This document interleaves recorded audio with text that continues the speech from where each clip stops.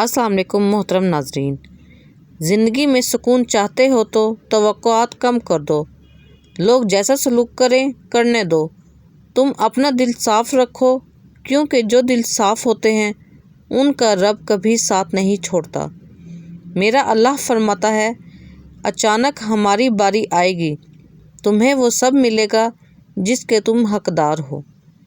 معدے کی گرمی کے لیے اسپیشل لسی۔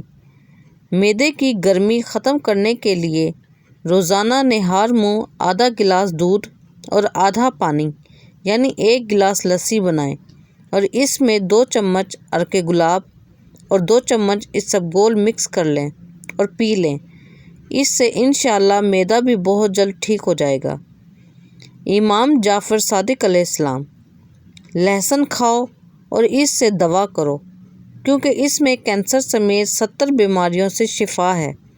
صبح نہار منہ لہسن کے 2 جوے باریک کاٹ کر یا پیس کر 1 چٹکی خالص شہد کے ساتھ استعمال کریں۔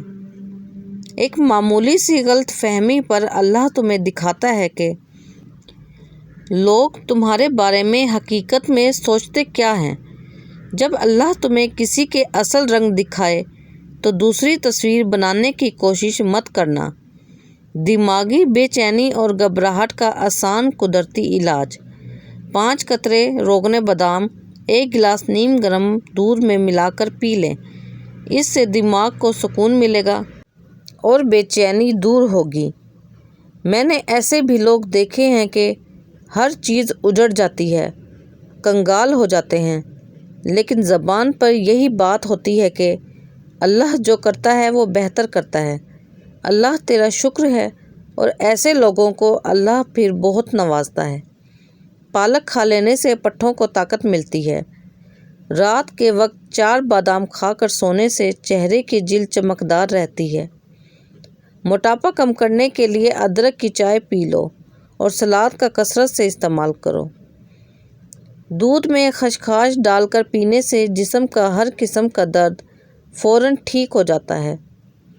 گرم کھانا کھانے سے دانتوں کے اوپر سیاہ دھبے پڑ جاتے ہیں۔ جب تمہارا حق مارنے والا اپنی چالاکی پر ہنس رہا ہو تو تم خاموش رہو، کیونکہ جب اللہ حساب شروع کرتا ہے تو ہنسنے والے بلک بلک کر روتے ہیں۔ اگر جسم کے کسی حصے پر زخم ہو گیا ہو اور وہ دوبارہ علاج کروانے کے باوجود بھی ٹھیک نہیں ہو رہا ہو تو اس ٹوٹکے کو آزمائیں۔ کلونجی 50 گرام، زیتون کا تیل 200 گرام، شہد 200 گرام۔ کلونجی باریک پیسنے کے بعد زیتون کے تیل میں ڈال کر یکجان کر لیں، پھر شہد ڈالیں اور تمام اجزاء کو مکس کر لیں۔ اس پیسٹ کو 1 ہفتہ مسلسل زخموں پر لگائیں۔ شوگر کے مریض بھی زخموں کے لیے اس نسخے کو استعمال کر سکتے ہیں۔ کچھ عرصہ مسلسل استعمال کریں۔ موسم کی تبدیلی کی وجہ سے زکام ہو جائے تو گوشت کا شوربہ پینے سے نزلہ زکام ٹھیک ہو جاتا ہے۔ اگر بال روکھے ہوں تو انڈے کی زردی بالوں میں لگانے سے بالوں کا روکھا پن ختم ہو جاتا ہے۔ اگر آپ کو شوگر ہے تو آپ کی اس تکلیف کا باعث آپ کی غذا ہے، اس لیے ایسی غذا کھائیں جس سے آپ کا شوگر لیول نارمل رہے۔ سلاد میں بند گوبھی کے پتے چبانے سے پیشاب کھل کر آتا ہے۔ صبح کے وقت انار کھاؤ، اس سے خون بڑھتا ہے۔ نمکین چیزیں زیادہ تر رات کے وقت کھایا کرو، تمہیں فائدہ دیں گی۔ گنے کا رس پینے سے بد ہضمی ختم ہو جاتی ہے۔